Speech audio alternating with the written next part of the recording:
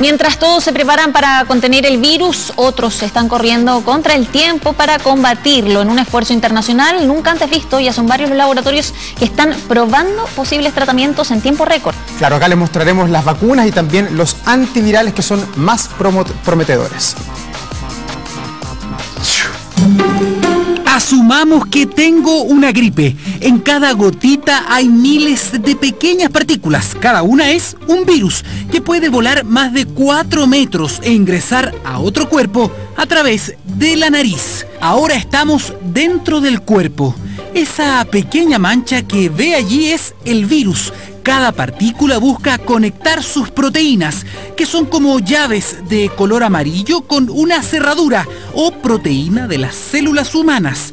Una vez hecho el contacto, se produce la infección. El invasor secuestra a la célula y la convierte en una fábrica de virus. Así atacan y se replican los virus. En el caso de esta pandemia, afortunadamente la ciencia y la tecnología podrían responder en tiempo récord y hay varias iniciativas, posibles terapias o incluso vacunas que estarían muy cerca de ver la luz. En solo 42 días, este laboratorio estadounidense fabricó una vacuna que contiene una copia genética falsa del virus. Y el cuerpo va a crear una respuesta inmune. Si todo sale bien, el sistema de defensas va a poder detectar este nuevo coronavirus antes que la persona se infecte. Las primeras dosis se están probando en seres humanos antes que en modelos animales y se espera que los resultados sean conocidos en las próximas semanas. Esta compañía biofarmacéutica, también de Estados Unidos, fabricó un antiviral llamado Remdesivir. Los resultados del laboratorio han sido tan prometedores que la Organización Mundial de la Salud depositó sus esperanzas en esta vacuna que ya está siendo probada en pacientes chinos. Funciona metiéndose en la RNA polimerasa, que es la proteína del virus que copia, ¿cierto?, el material genético, y de esa manera interrumpe la copia y hace que el virus no pueda replicar. La cura podría estar en España. Este laboratorio está pidiendo permiso para probar su tratamiento en personas. Logró controlar la propagación del coronavirus humano, que es un 80% idéntico al COVID-19. Son medicamentos que, si bien pueden inhibir la replicación de otro tipo de coronavirus, igual hay que probarlos con este nuevo coronavirus que es un poco distinto. Durante los últimos 4 años, los científicos del Instituto Migal de Israel desarrollaron una técnica para preparar cualquier vacuna en tiempo récord.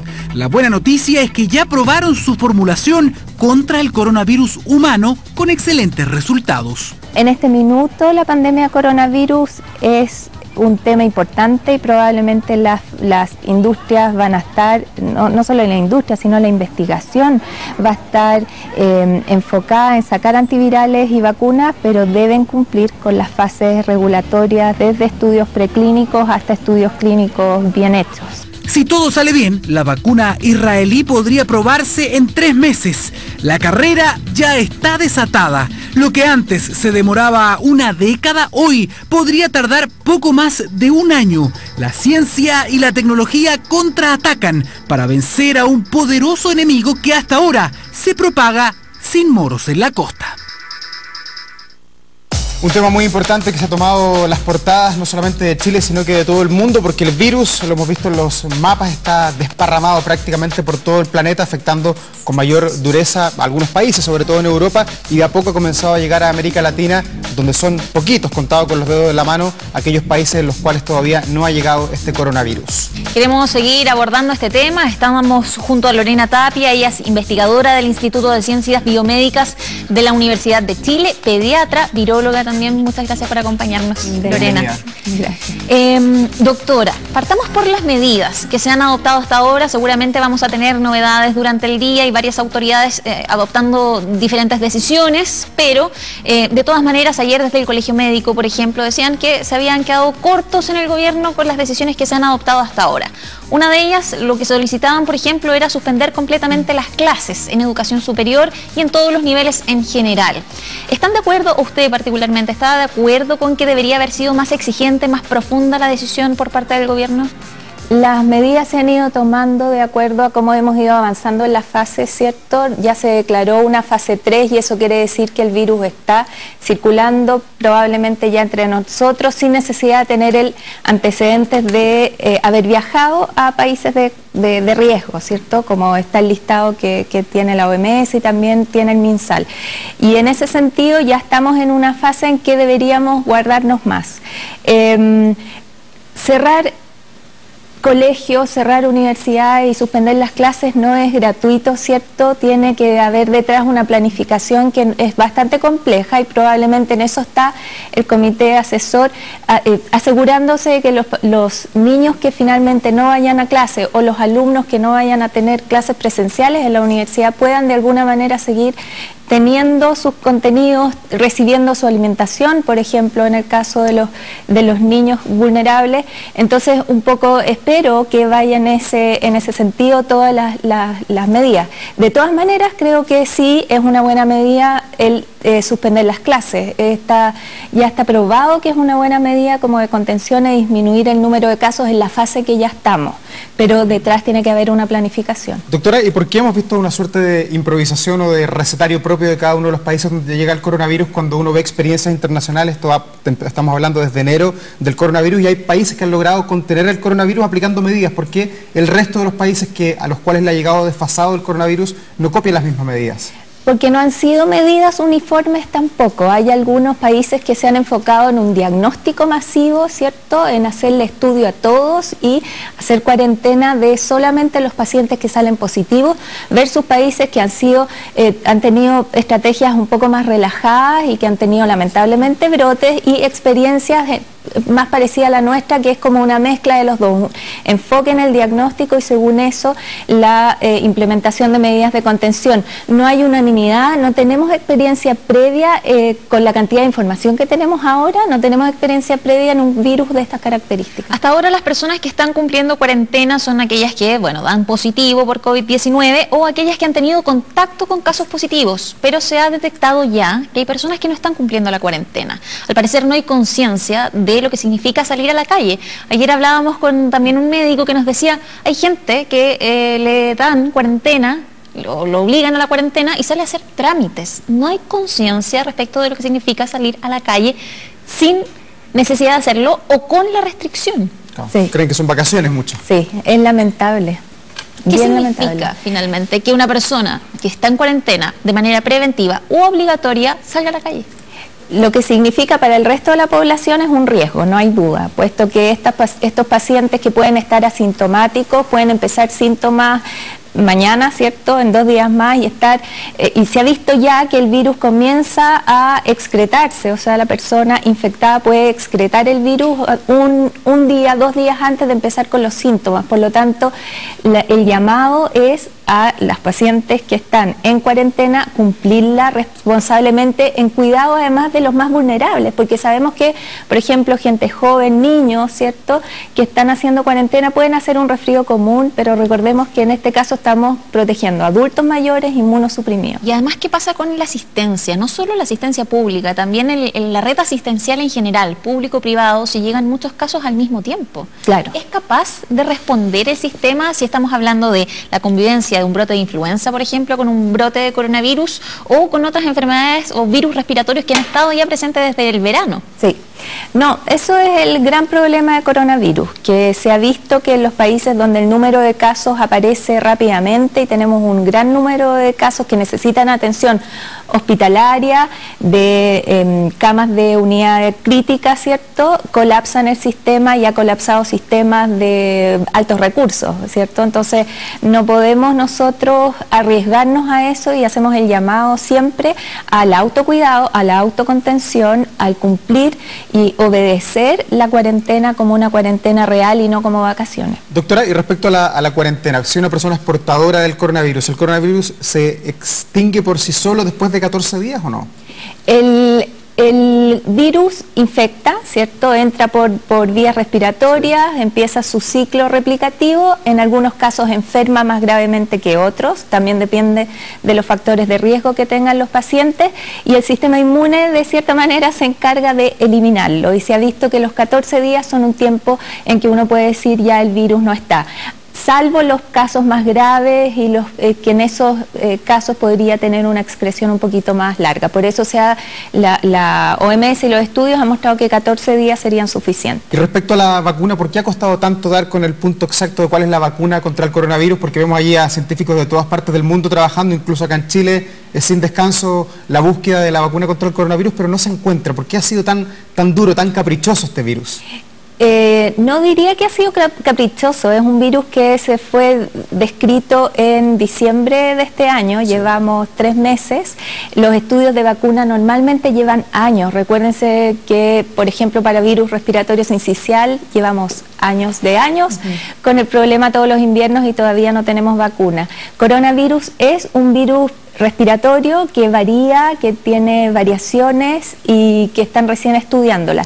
De todas maneras, a nivel científico existe una carrera acelerada en este minuto por encontrar vacunas o antivirales efectivos y están bastante avanzados. Siempre los estudios de vacunas antivirales tienen que cumplir con ciertas fases que tienen que ser analizadas paso a paso y en eso están. ¿Qué es lo que hace que sea más difícil? Yo no podría decirlo ahora porque tenemos muy poco, estamos recién empezando esa carrera para encontrar antivirales. De todas maneras había experiencia con SARS y con MERS y hay algunos antivirales que fueron utilizados en esas epidemias que están teniendo algún tipo de efecto en los pacientes graves en este minuto, pero falta todavía. La forma de contagio o la velocidad de contagio es diferente respecto de esta familia de virus respiratorios con las que está asociado, el SARS, el MERS, que también son coronavirus, pero es un virus más letal que, por ejemplo, la influenza, decía el presidente y otras autoridades. ¿Cuáles son las características del coronavirus, la razón por la que hay alarma y alerta pública en varios países? A ver, los coronavirus son una familia de virus.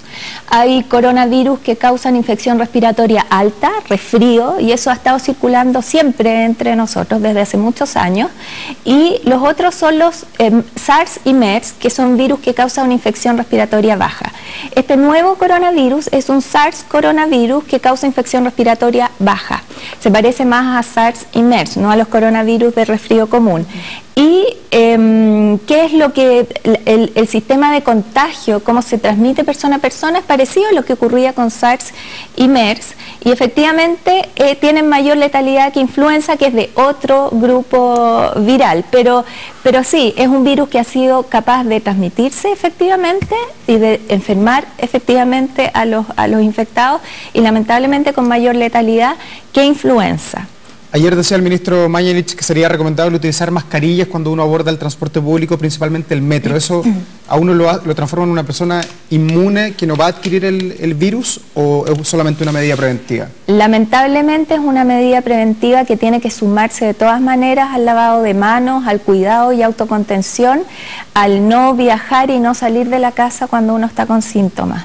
Lo que más protege es ir ubicando a los pacientes enfermos y aislarlos, y en el caso de ir en el transporte público es ser insistente con el lavado de manos, con el intentar no no tocar mucho las superficies, y si las toca con lavado de manos antes y después. ¿O con guantes quirúrgicos sirve si una persona los utiliza? Si es que se utilizan bien, lo que pasa es que todo equipo de protección personal, que es lo que llamamos nosotros, tiene que ser utilizado de manera correcta, porque si no lo utilizamos de manera correcta da falsa seguridad. Entonces, lo ideal sería lavarse las manos antes y después de usar la mascarilla, y ojo que la mascarilla tampoco protege por mucho tiempo. No es eterna. No es eterna. Y debe ser desechada. Y debe ser desechada, idealmente. ¿O tiene que ser la 95? Para atención de pacientes se recomienda N95, para los pacientes sintomáticos que están circulando y que tienen que circular, por ejemplo, de su casa a la urgencia, tienen que cubrirse con quirúrgica, que son las mascarillas más habituales.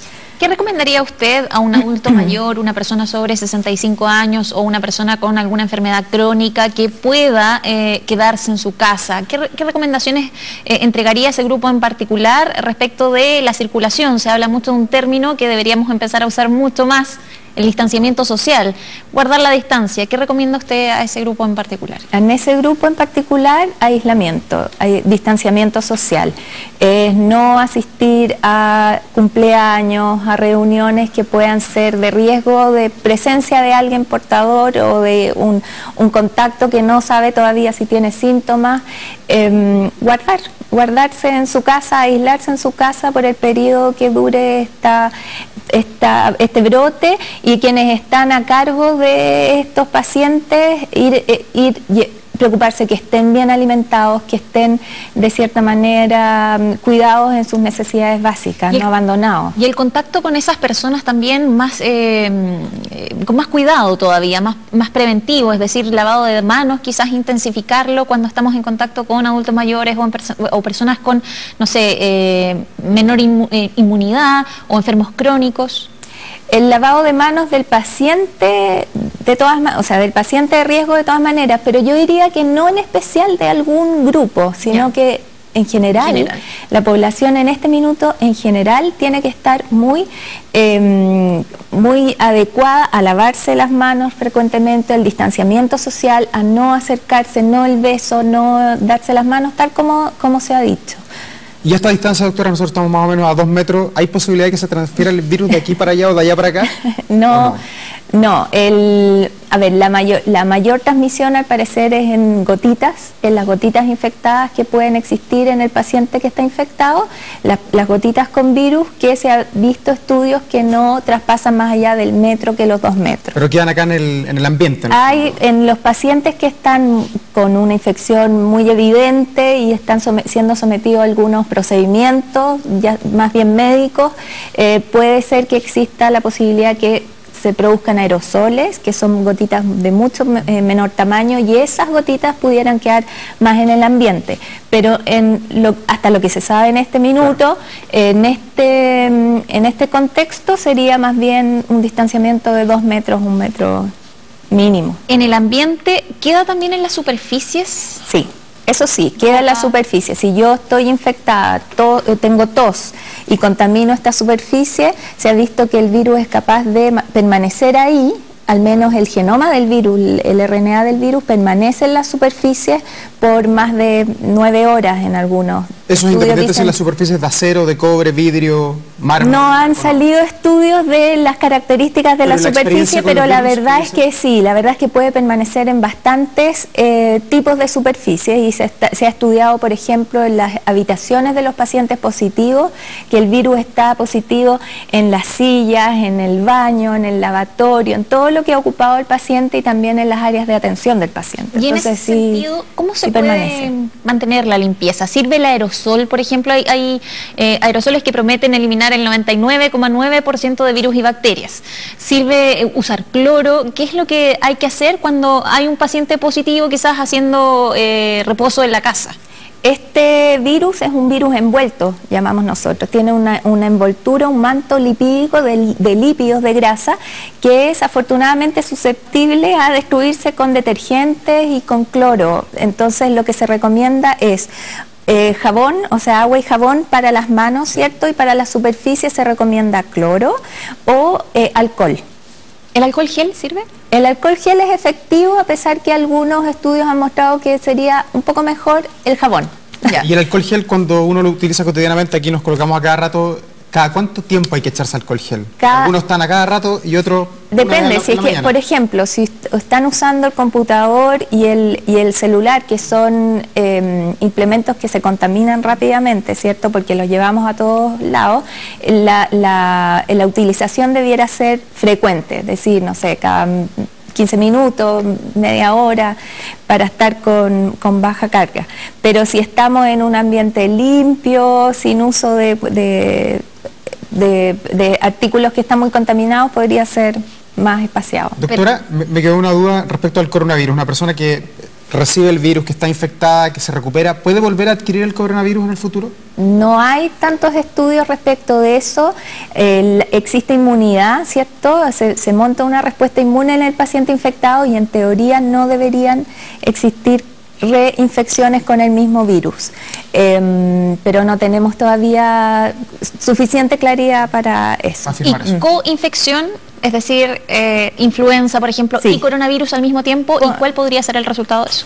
Coinfección existe, se ha descrito que en los pacientes pudiera existir entre el 30-40% coinfecciones cuando están circulando todos los virus al mismo tiempo. No hay claridad tampoco de cuán más grave puede ser una coinfección. La verdad es que en la experiencia, cuando hay coinfección de influenza y virus respiratorio sincicial o influenza con otros virus, no existe una gran mayor gravedad.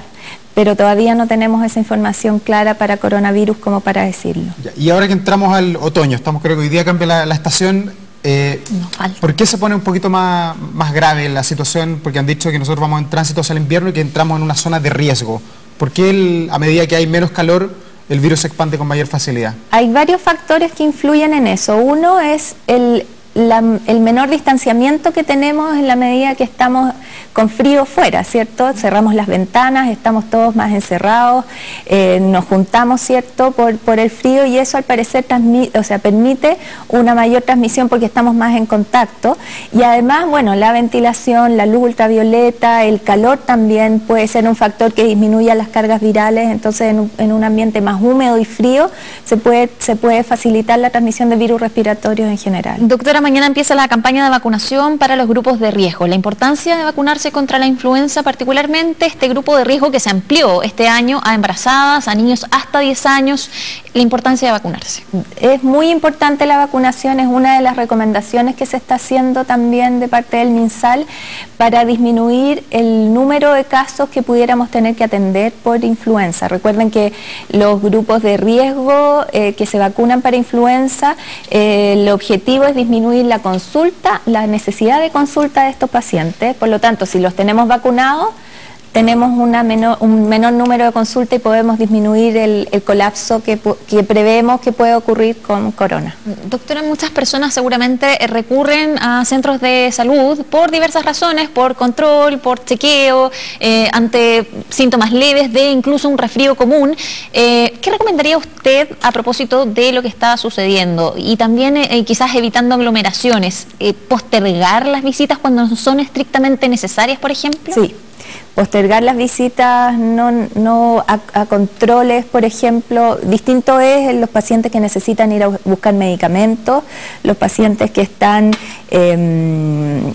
con necesidad absoluta de acudir a centros de salud, pero recordemos que probablemente en algunas semanas tengamos un número importante, entonces el llamado es a ir a lo necesario. Doctora, muchas gracias por venir esta mañana a Semana 24, actualizarnos un poco cómo va desarrollándose el coronavirus y qué es lo que viene. Estamos recién partiendo con este tema, vamos a estar por lo menos 3 o 4 meses más hablando del coronavirus, de acuerdo a lo que ha dicho el ministro. Muchas gracias. Por venir. De nada. Buen día. Buen día.